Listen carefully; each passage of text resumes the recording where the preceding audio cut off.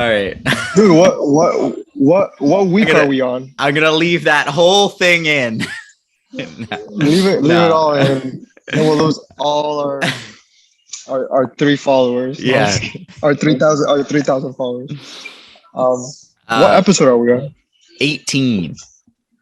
18. What 18, what are we man. go? What are we going to? Uh Infinite. It's We're infinite. we're infinite ballers, right? We can't stop. Can't stop. We might we might take a break here or there, but we'll always We be could break back. it. We could break it into seasons. Season 1, season 2. Yeah, season 2 starts in the fall. There you go. After There you after go. I take my 3-month break from work. You're going on a 3 month sabbatical. Yep. But to Are be you actually fair, gonna rest? no, I won't rest a single day. The rest will come when I get back to the States, and all my people who are expecting me to, oh, Christo's finally back, he'll do individuals. Theo will be like, oh, Christo's back, he'll do at least one summer camp for me. I'm gonna go straight to Maine, and I'm gonna be off the grid for 1 week, no internet, no phone, and that'll probably be the first time I go without posting on social media for a day in, I don't know, 2 years, close to 2 years. Wow. For the whole week or for a day? No, I mean, You're it'll not be a gonna whole post. week. I don't get service. I won't get anything where I'm going Wow. in Maine. Yeah, my favorite place in the world. So it'll be fun. Whose is it? Like where in Maine? It's way up north. Like my grandparents used to they own some cabins on some land where there's a lot of like it's on a lake, but they like leased it from a logging company, so we get to go there every once in a while. Obviously now my aunts and my uncles and obviously my mom owns it, so I can still go up there. But yeah, we'll go up there probably, my wife, me, my parents, my daughter, maybe some of my siblings if Zanny and Dimitri are around, but we'll see. Yeah. Yeah, that's good. I mean, dude, I don't know how you do with the social media. It's way too much posting, and Yeah, then you gotta, like, unless you, like, I don't know if you hire, like, you gotta hire somebody to do these comments, but they want to hear you, so I don't know. It's yeah. We'll I get get there. overwhelmed. Yeah, I mean, I get overwhelmed sometimes, but I stop, I take 5 deep breaths, and I go again. No, I would stop and just quit. All right. So I think What are we talking about today? today we're talking about a team that we were on that was really special. So probably like the most special team that you've been a part of. I think it's my turn to go first. Right, so I'll hop right in. And I think one thing that's important is to, like, I played for a lot of teams. I've played for some teams that I had a horrible time on, some teams that I had a great time on. And this specific team is probably like the longest stretch of me feeling like things were like perfect. And it's funny because it's a very short stretch of time, right? It's not even 6 months. Wow. And I was on the team for almost close to 2 years. And I bounced around a lot. I played for a lot of different clubs. I didn't play for the same team for very long, very often. And I think, that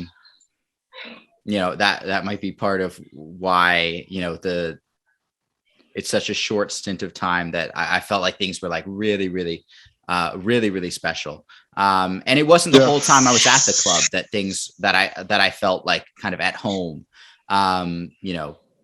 but anyway, I joined this team in 2016, or no, must have been, 2015 in the fall. or in the winter. I think I officially joined them in that January, so January 2016. And the team's called Eastwood Hanley. So before that, I had one of my more serious injuries, which was my ACL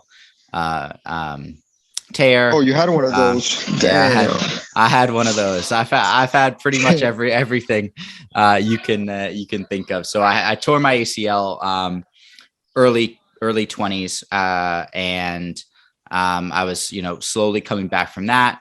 That was pretty much as soon as I got to England for some trials. That's when I tore my ACL in one of those. So I'd been there for a couple months, trialing with a couple different teams over the summer. And I think it was either late August or like early September when I tore my ACL. It was tough. And then I ended up playing for this team, after I came back, played for a team, did pretty well, kept, slowly working my way back up. And I was playing for this team called Alsager Town in Staffordshire in England. And they were a decent team. I was doing all right. And then I got an offer to join a team from a coach who saw me play. And the team was in a lower division. And at first I was like, no way. Why would I go down a division? But I ended up, I went to a training session just to see what it was like. And I actually enjoyed it a lot. And talking to the coach, he really, really wanted me to join this team and play for him. And it was only a division down. It wasn't too far off. And that is something that's always felt kind of important to me, is a coach wanting me to be on a team, probably because I've had a lot of bad experiences with coaches. I think that having a coach who really wants me, clearly really believes in me, that's important to me when I think about joining a team.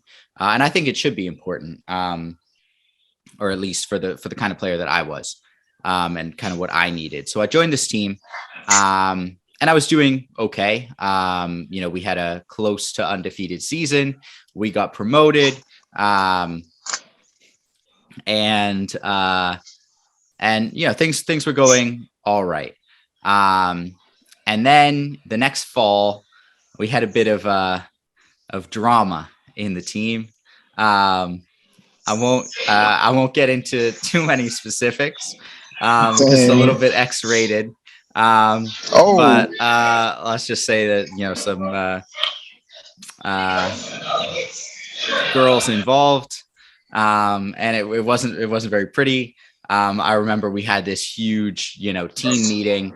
We weren't doing very well. Obviously, we had got promoted, so we were playing against much better teams.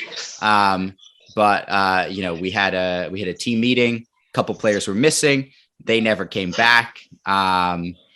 And I remember we had a game just, the next game. I'm sure we had the team meeting probably like Tuesday or Wednesday, after a game that we had lost, gotten destroyed by I think we lost like 4-0, if I'm not wrong. But it was like one of those games where it's like, it feels even worse than that. It was just like miserable. And then the next game we were playing against a team that was like third or fourth or something, like a really solid, good team. And I started on the bench, and I had been playing like here or there this season. It wasn't like the season before. I'd done all right, but we'd signed some new players, and I was playing a little bit lesser of a role in the team, and we were losing the game. I think we were losing 2-0 actually. And I got, my 30 minutes towards the end. And I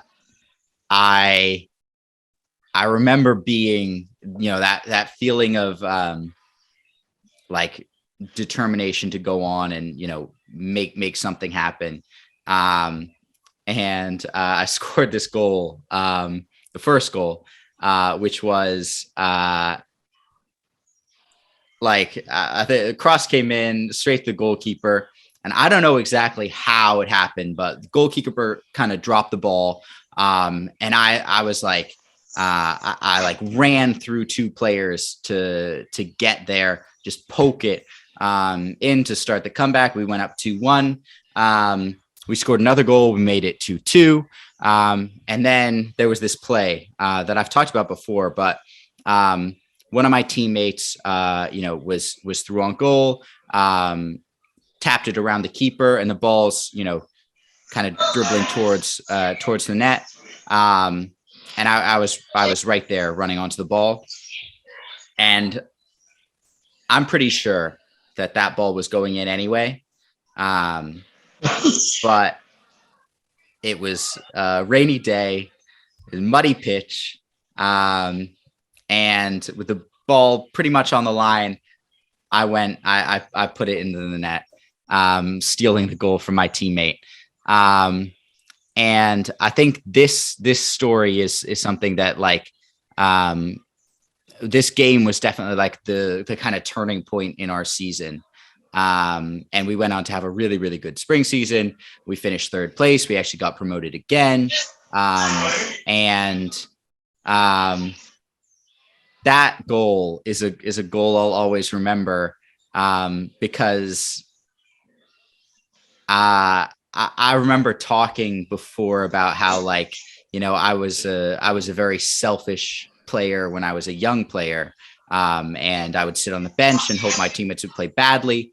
But this was a moment for me that, I stole the goal and I didn't feel guilty for a second. I didn't feel like I was being a selfish player at all. And, went over to my teammate. I think I bought him a beer after the game to make up for the goal that I stole from him. But I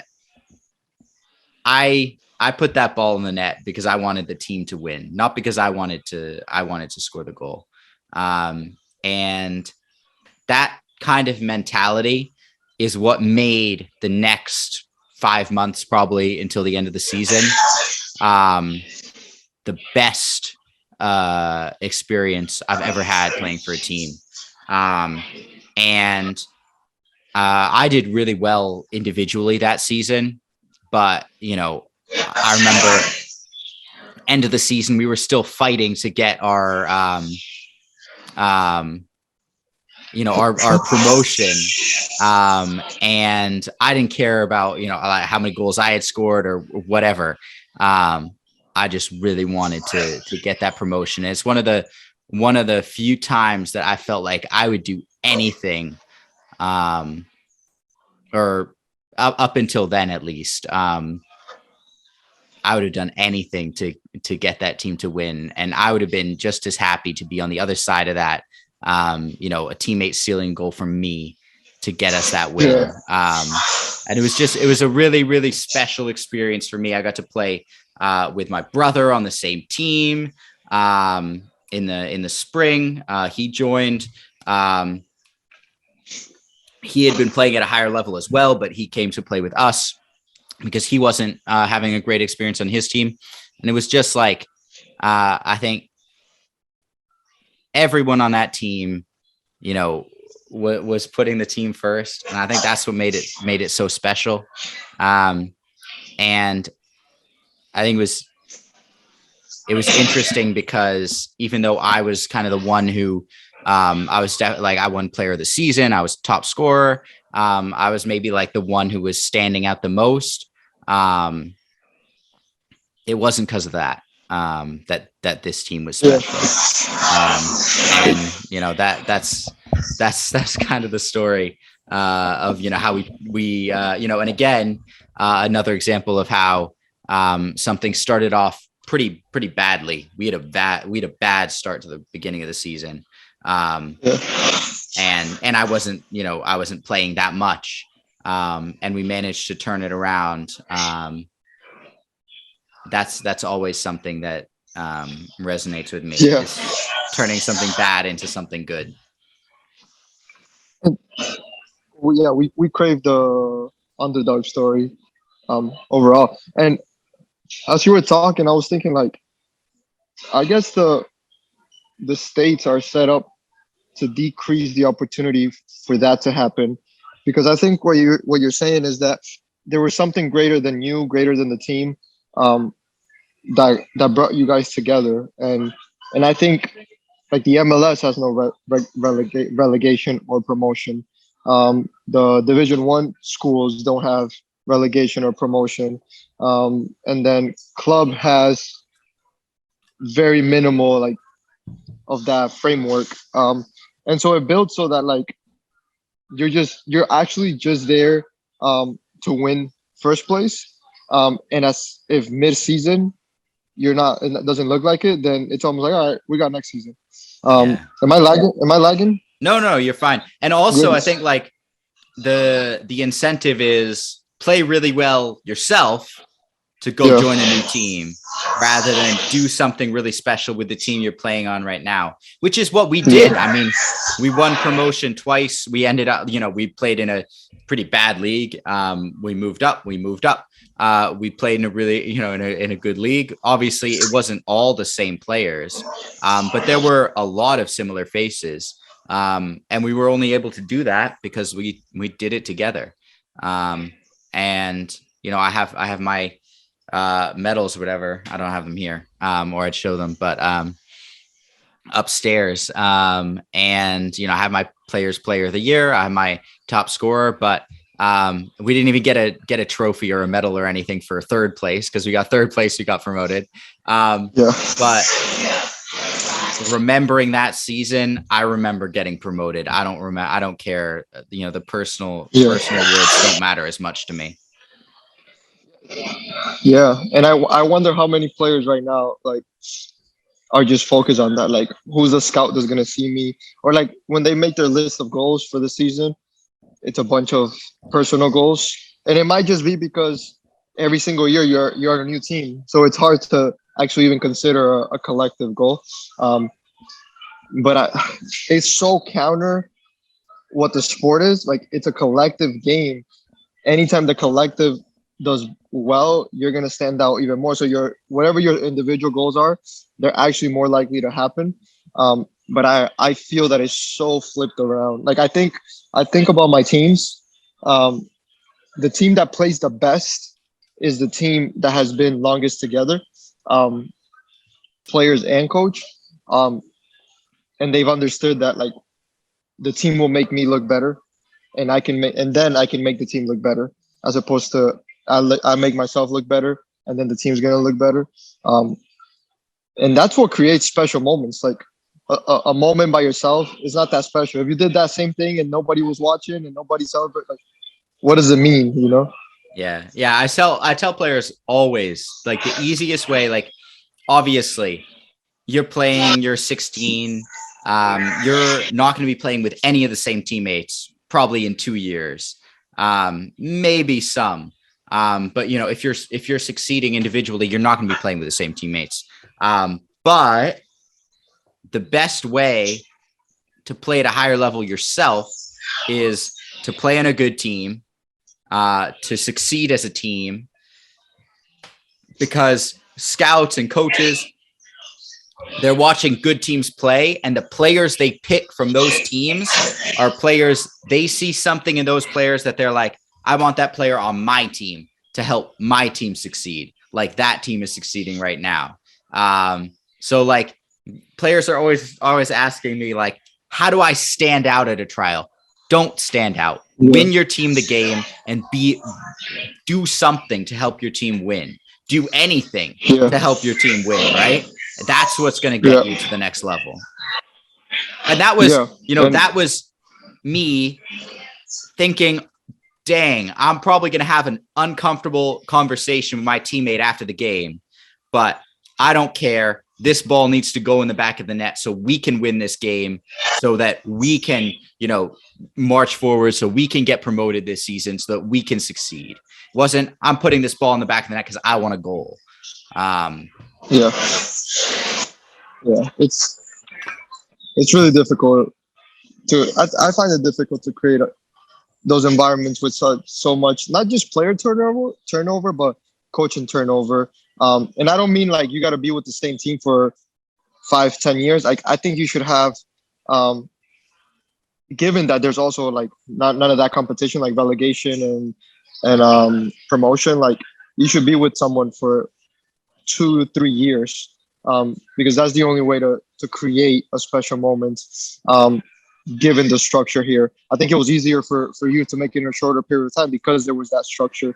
Um, but here, like you become desensitized. It's so I don't know. It's just self-centered and the survival of the fittest. And if you're creating this, if you're looking to stand out to get to the next level, once you get to the next level, whatever that next level is, it's probably a level that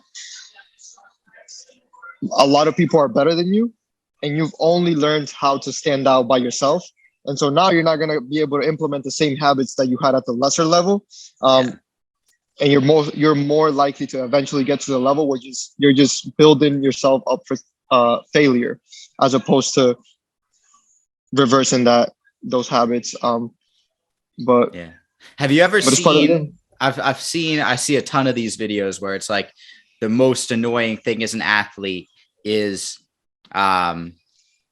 playing badly and your team still wins. And I always, whenever I scroll past one of those videos, I always leave a comment: losing is worse. Yeah.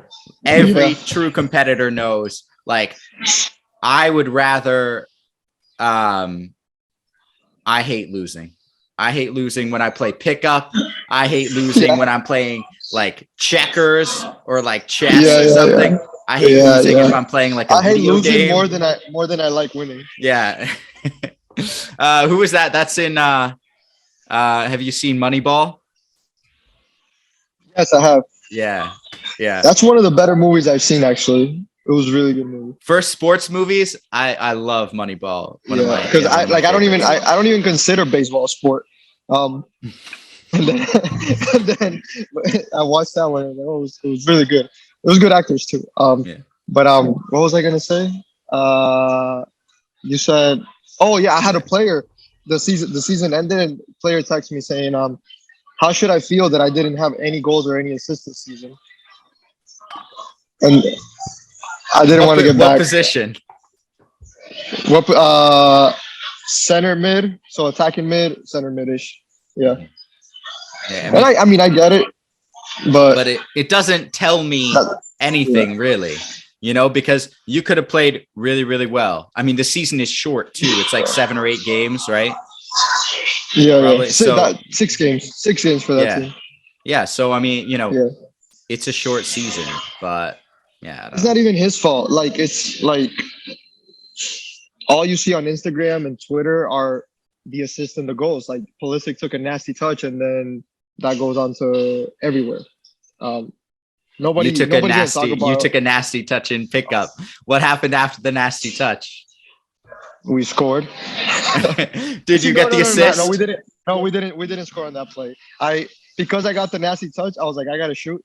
And then I hit we're playing with small pugs, and then I hit the kid, and it was a kid too. So, wait, who were you playing with? With the high school team, my coach. Oh, okay, nice. So, okay. Yeah. But what was I gonna say? Yeah, dude. Like it's. I mean, we're programmed. Everything around us is to highlight the assist or the goal. But nobody's gonna talk about the guy that moved to create space.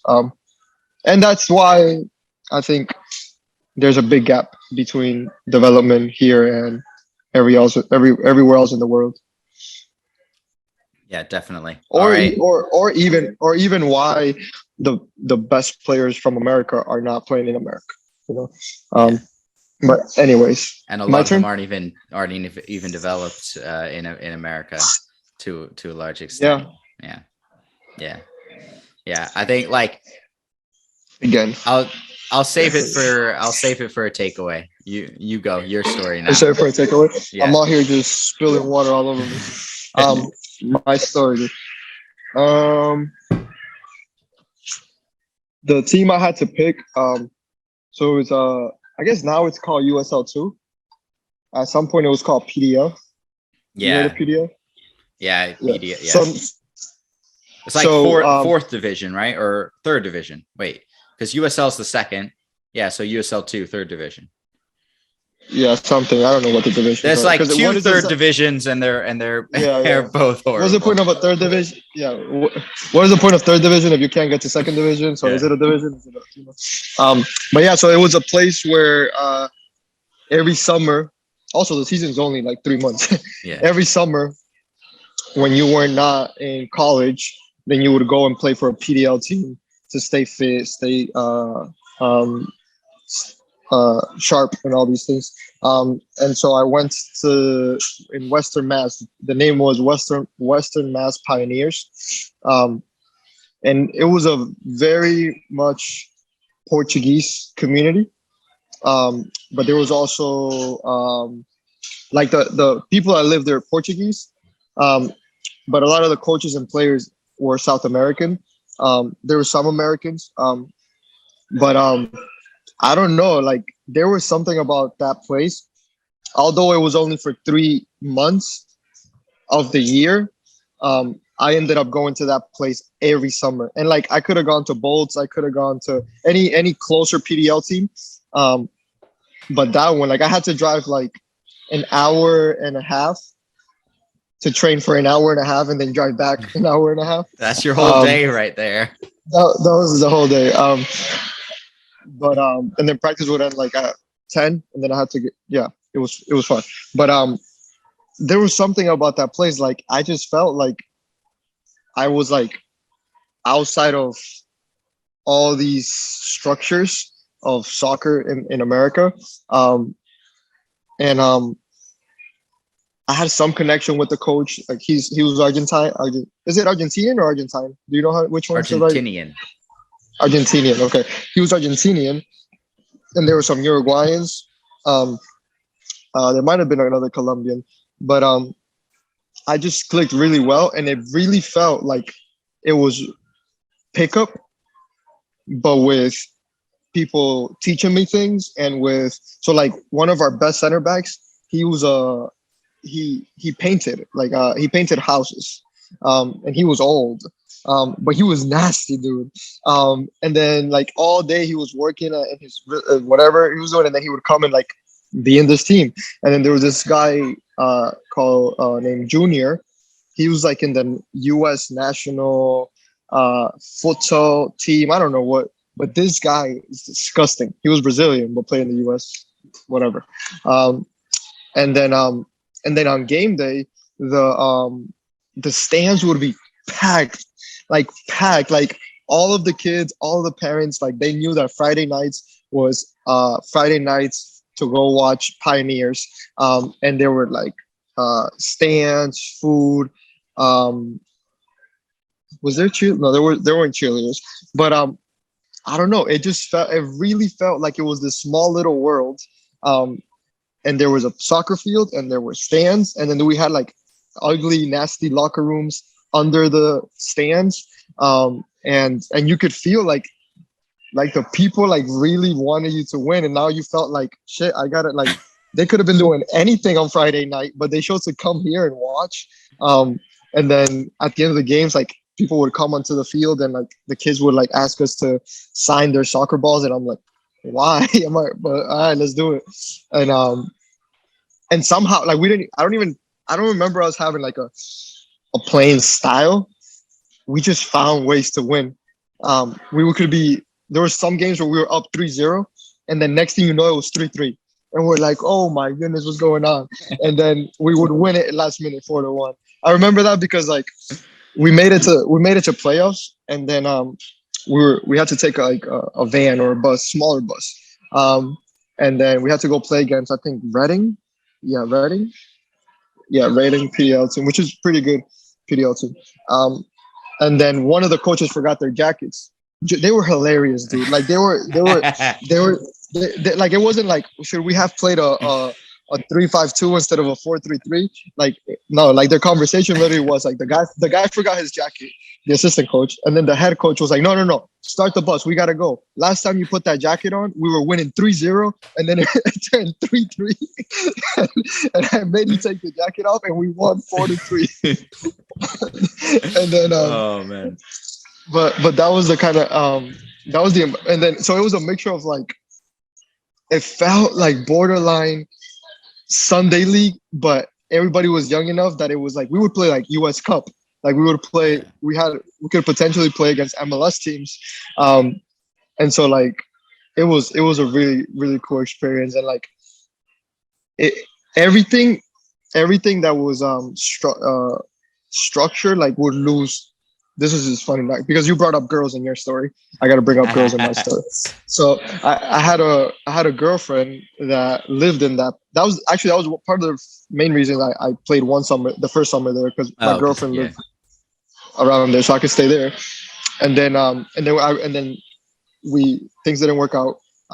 We broke up, but she was always like, she was a soccer player too, and like she would always go watch those games. And then I think it was third season, I had another girlfriend, but they knew each other because they played together. And so this sounds like a nightmare.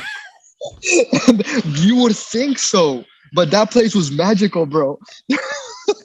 Like in the back of my head, I was like, man, this girl is gonna be there, and this girl's gonna be there.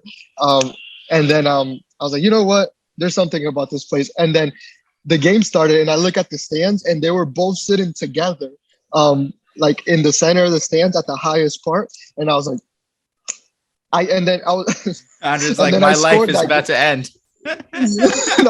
no, they were laughing and having a good time, and and then I scored that game. So I didn't even know who to give the goal, like to the current girlfriend or to the old girlfriend.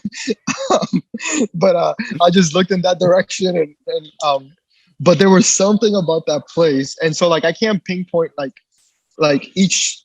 We had consistent players coming, but it wasn't like the same exact team every 3 years. There was the same coach. It was the same field. It was the same stands. It was the same director of the team.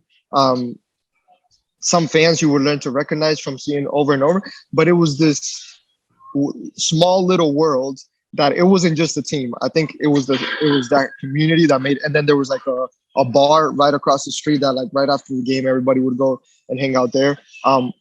So it was something about this in full world that it was beyond just that team and just the players and just the coaches, that it was recreated.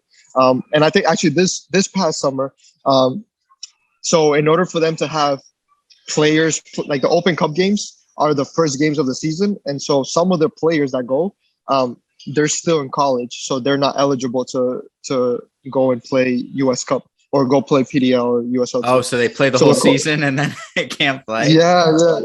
And so the coach called me. He's like, I need you for one game. I was like, wait, when was this? This was like 3 months ago. Oh, and did you play? No. I think I had it was on a Wednesday, and I had training with Abbey Villa. But I was like, bro, like, you weren't. I wish I could. That's commitment there. I would have gone. Yeah, well, no, I know, but like, don't tell Thea. I really enjoy my players. I really enjoy coaching. Like I like coaching more than I like playing. But it being that place, I was like, wow, like that's a place that if they ever needed it, like I'd go if it didn't intervene with my current stage or my current season of life. But yeah, it's like that. Like they'll just call anybody that like they had a good relationship with, and they're like, "Yo, we just one game," and they will find a way to win that one. And so I think Mario, I met Mario there because he came to train one day, and then they found a way to win that game. I don't know how they won it, but anyways, long story longer. That's the team. Special like place. And yeah, it was a special. And like I had teams where like I had a season in UMass Lowell where we like won absolutely everything, and it was special. But it was this encapsulation a magical moment in place, and like it was different from the real world. Um, and it was fun. It was Yeah. fun. It was a community, and I remember that very Yeah. very well. Do you think it probably wasn't the highest level team you've ever played for, right? No, but I think we could beat Yeah. the highest level team I play for. Yeah, so there's a couple things that stand out to me. The first one is you were talking about the player who I'm sure a lot of the players either they were college students or they had the older players maybe had jobs, and that's something that always seemed to like I've played with a couple players or a lot of players actually who because I was never playing at a level where soccer was all that you did. Um, Almost every at every level players were either also in school or working full time or part time. I was like at one point I was working part time, going to school, playing. And maybe they made money, but it wasn't like tons.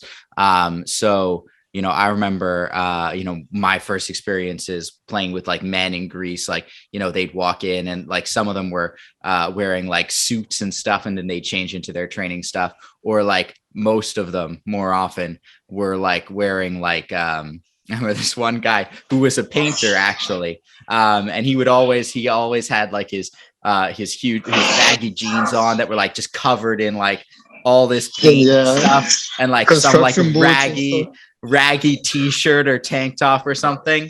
Yeah, And he was like, you see them like walk in like tired and like that just had like a really long day or something, and I know they had like families to go home to in 2 hours.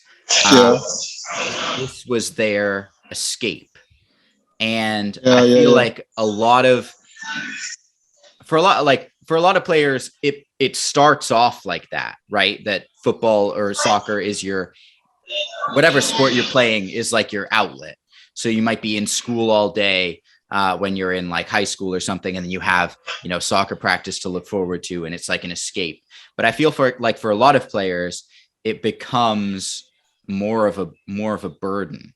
And I think having like Yeah, once you grow that's a up good a point. little bit and you live in the real world, you kind of see like I talk a lot about issues with like dealing with pressure and playing with no confidence and stuff, but playing on a soccer field, playing any sport, like that's not real pressure.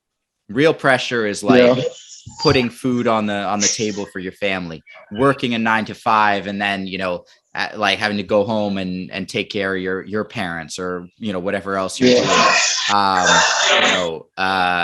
Like finding a way to just like take care of the people in your life when you're on a soccer field, and when you play with players who have so many other responsibilities, and then they get on the field and it's like they're like this guy was like 30s probably.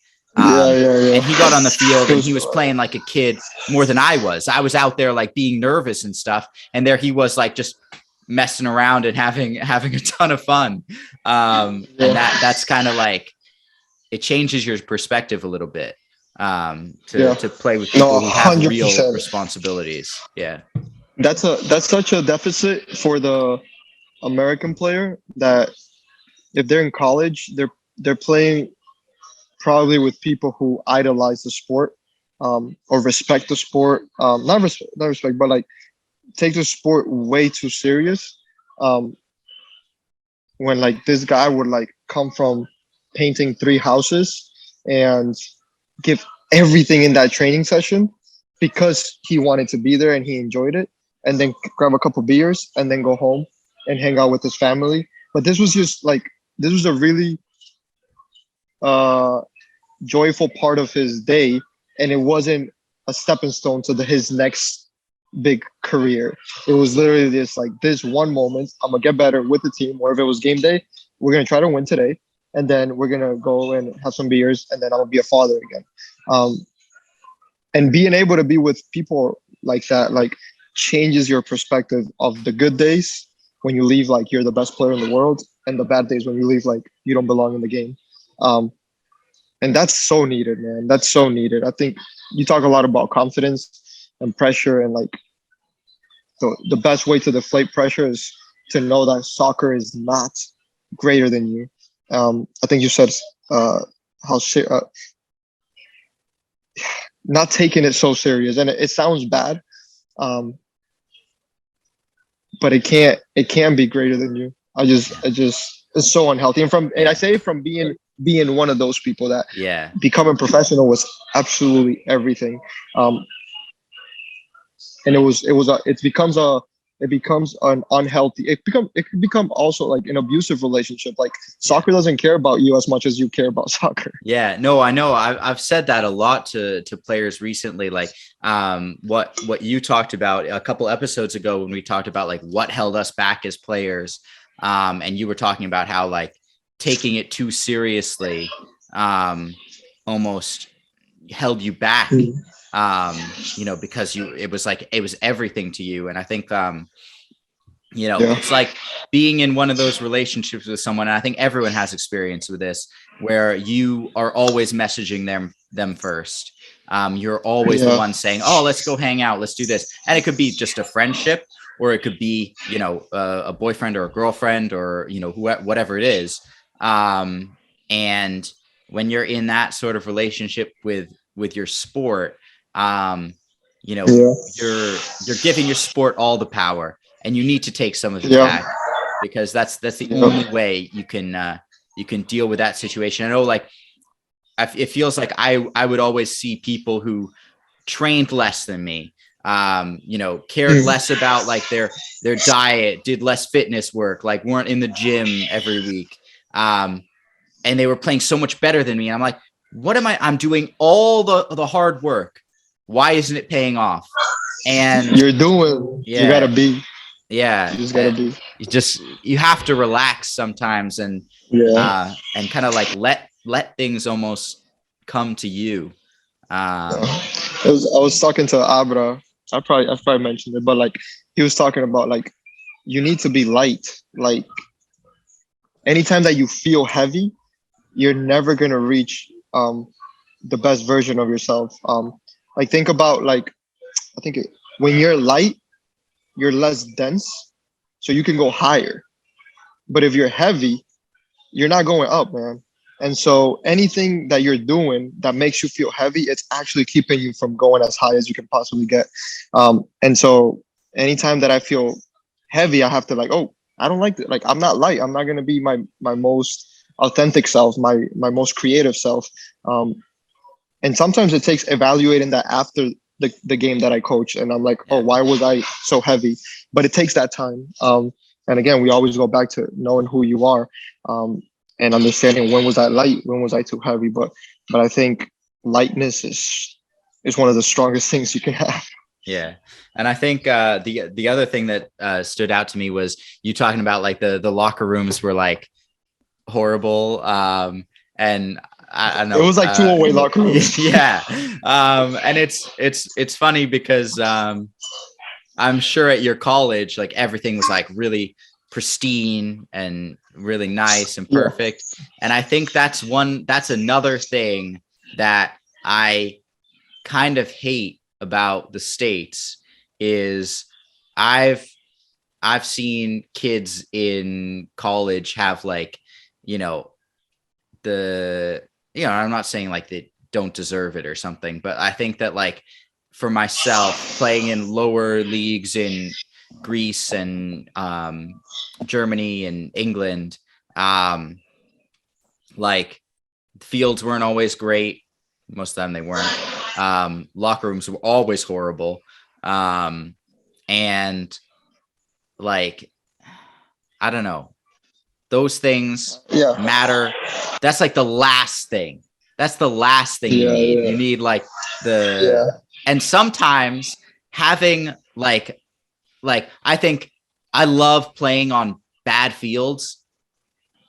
Man, like maybe it's like a nostalgia thing for me or something because I always played on horrible fields, but I love a crappy grass field. for some Yeah. reason. I Yeah. and because like what matters is like the people you're playing with, the people who are watching you play. Like that stuff is Yeah. just so much more important. Yeah. Yeah. Yeah. Yeah. No, for sure. Like, and like, I talked to some of the players that came from Europe to play Division 1, And they're like, whoa, and what is they're like, this? yeah. So they come here because their problem is like you have whenever you want, you have a field outside, like your dorm. You have all the balls you need. You have all the cones, all the equipment, the goals, and like over there, they're playing at lower divisions where like they don't have much of that, if maybe a field. And you get gear every single year. You get new gear, Yeah. and so like it becomes like if it's a really good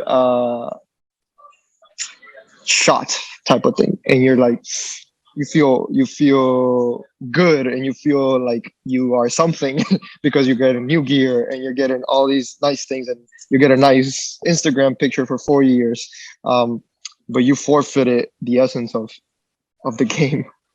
Yeah. I think a lot of the time, like, and also like you saying that like it wasn't necessarily the highest level team you ever played for. Mine, it wasn't the Yeah, highest no. level team I ever played for either when I played on a team that was really special. But I feel like there are young players prioritize like playing on a great field, having all the equipment they want, what like new boots or whatever, and have it and winning, um, or like playing on better and better teams. I I wouldn't necessarily recommend a player play for the best team that they can possibly play for, especially at the youth level. There are more important things than like the division you play in. Mm-hmm. You can't tell me just like, oh, I could play. I get messages from players and they're like, oh, I can play like ECNL, or I can play for this club, or I can play MLS Next, or I can do this, or I can do that. I'm like, what's the best coach? So What's the best environment? Who are yeah, the players on these teams? Like, what team do you want to play for? That matters so much more. yeah, yeah. And I'm so over that. Like, I actually get mad. I used to get really mad, um, with ECNL and all these other titles. Like you're actually traveling like 4 hours to play a team that like you could find another team that good My 30 minutes my away. dad used to always say that because I lived in the States until I was like 12 or 13. And we had been back and forth from Greece. Like I had spent time in Greece before that, and played there. But we would drive like 4 hours and play a team, and whatever. Like we'd be on the drive back, and my dad was like, "Really? Like, we couldn't find a team that good, like 10 minutes from our house. Like, there's not a chance." Yeah. Like, my dad was like ready to Yeah. like go out and like just like recruit random players off the street to just like play a pickup game. And yeah, I saw one player when I coached TCNL out of I don't know how many teams were in the league, but I saw only one player that was maybe as good as a youth player that as youth players that I would see at pickup when I played in East Boston. Just one. He was from New York. Other than that, there wasn't one kid that was, and that's just one. So like at pickup, there was a shit ton of them that could play like that kid or better. And people are paying and driving and sacrificing when like I don't know. and I don't know. imagine I could go. that like 4 hour drive. Like, imagine you play pickup for 4 hours. Yeah. Like, Yeah. I don't know. So I don't know. It's and I guess like we're inside of the system, so like shut up and Yeah. just go just do your best. I guess it's easy for us to like talk bad about it, but it is frustrating, I guess, to see it. Even like me coming through a different reality. I try so hard. Like today I was at pickup. Like unfortunately it was really early. It was at 1:45. So like a lot of my club players couldn't go to East Boston. Actually, Ellie made it because she only had exams today. But How anytime that much? you Wait, get are you the oldest person? there was the other coach. He's older than me. I was the second oldest person. Okay. But I guess I don't look that old, and the kids like the kids think I'm cool, so they won't point it out. But No, I mean, it's. I think. I don't know. I love hopping into. I always hop in on the Tuesday and Thursday sessions, yeah, and play. You know. there's like seniors, freshmen, sophomores, and juniors. So like Yeah. there's that age Yeah. gap, Some and like then 18, 17. Yeah. so like when Luke goes, like he's playing against seniors from the street, and you should hear the things that they say. Oh my god, I can't even say them on this because like Wait, we might get blocked. aren't most of them play for you for high school, right? So high school, yeah. But they talk shit while they play. Oh my goodness, bro! Like, let me. See, is there anything that I can say? So no, there's nothing I can say. No, it's all right. But I think, but at the same time, like I think that kind of like, when I grew up, I was in, and I would go and I would play pickup in Greece. And, I was like the subject of all the shit talk because everyone knew us from America. And Americans don't have the best reputation in a lot of places. And I think obviously there's like there are limits, of course, but dang, some people are soft in the world today. And growing up, like, and I was probably, pretty soft at first, but like there's something to be said for like having it a little bit tough sometimes. Definitely. And like being able to take shit, like and being able to dish it back. Yes, and like some kid passed the ball to and like he didn't read the run. He's like, you're the worst player I've ever played the ball to. And then the next play he played it back to him. So like he played it to him again, but like they were just coming at each other. It's funny. Maybe sometimes that's why you're like I always responded better to coaches who like would cuss me out than coaches who would like look at me and be like, like I hated coaches who wouldn't just tell me, Christo, you're playing like shit. Like coaches who would be like, oh, you don't quite deserve to be in the starting 11. Oh, you don't quite deserve to, you're not going to get the minutes. Like, oh, you're like, I had this coach once who like, I was really young and my dad like called him because I was really frustrated because I wasn't getting minutes. And he said something like, something about how like amazing a player I was. And my dad came back and was like telling me what he had said. And I was like, what is this? Like if that were true, I'd be playing. So just tell me I'm playing like shit. I don't know. Yeah. Just like can't. And like, it's and like they'll talk shit, but at the same time, there's like this also noble side of them. Like, I went to last week, we couldn't do the call because I was in so many different places, but I went to BC, and like they're changing brand, so all their old gear is they can't use it next year. So he gave me some of that stuff for me to take to the kids from East Boston, and so I got there and like I just put like 3 boxes. It was like cleats, shirts, shorts, and so like I just put them down, and it was like, you ever throw bread on the ground and birds just come, and then like they found a Nike shoe and they couldn't find the other one, and then when we started playing pickup, the kid put one Nike shoe on and kept his other shoe, and they put their like BC top, and they knew some of the players. Like I took them to watch a BC game, so they were like, oh, I'm like,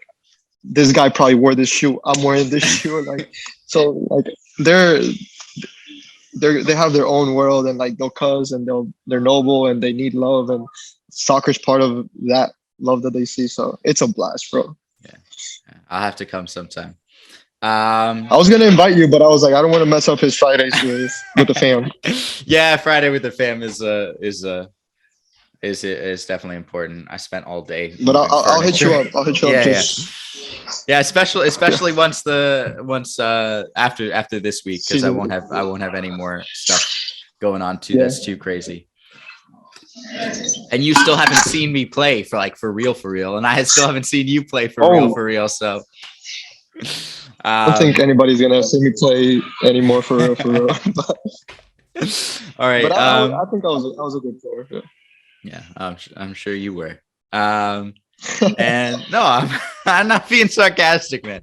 Maybe that did sound too sarcastic. All right, I think it's time for 3 key takeaways. I'll do one because it stuck out to me really quickly in this episode. Was like me talking about how I would have done anything to win for that team, and you talking about how your team, like, you always just like you found a way to win games.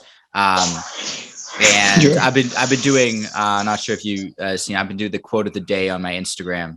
And one of the quotes, it was the day Mourinho won with Roma, the Europa League final.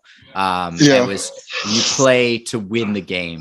And I think, like, whenever you're on a field, I don't care the situation, even if it is pickup, you play to win. And I think that's something that players, we talked about how players sometimes lose that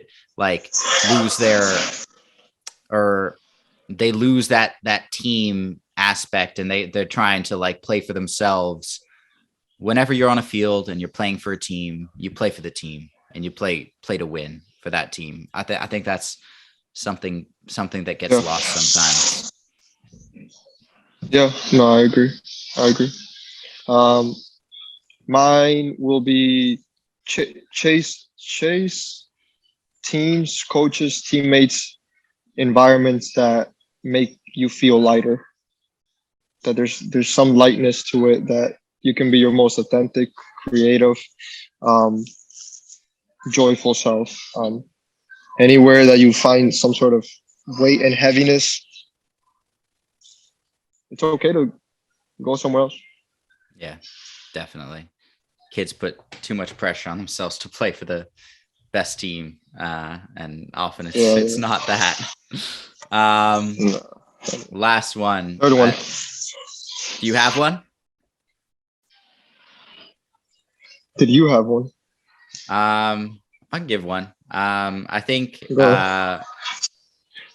building off what you said with like the finding somewhere you feel light.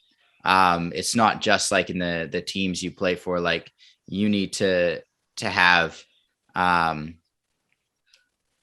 spaces, like you need to go play completely unstructured. You need to go play pickup. You need to remind yourself why you play. Yeah, all of your soccer environments can't be structured. And this is something like I work with a lot of athletes remotely, and I do like phone calls and stuff, and they have like 10 practices a week, like 2 every day, like Monday through Friday. And it's all like this team and then this team and this team and then this team and this team and then this team. And like, it's too much structure. And I think especially for kids, but even for me now, you need to have unstructured play in there. Yeah. We play. It's a game. It's just a game. You forget about that. All right. Well, that's it. We are on Amazon Podcasts, Spotify, Apple Podcasts, and YouTube. Check us out. Leave a review. Give us a rating. Drop a comment on YouTube. Thanks for listening. Next, are you gonna give next week's or no? Yes. Next week is going to be a personal rival that we had when we were a player. And a little story about that. So yeah, should be a fun It's a good one. Yeah. Good one. Yeah. Thanks for listening, and catch you next time. See you guys.